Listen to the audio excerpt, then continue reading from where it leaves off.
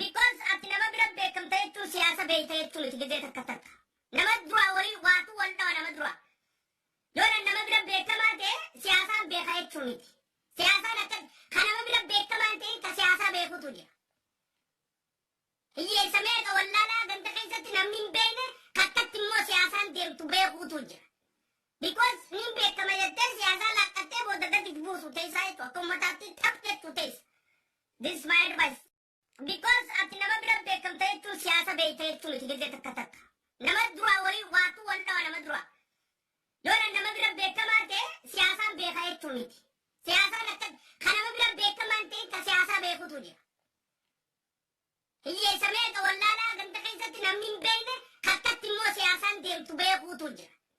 Because ni beekama jettee siyaasaan laqqattee booda gadi buusu teessaa jechuudha. Akka uummataatti taphattu teessa. This is my advice.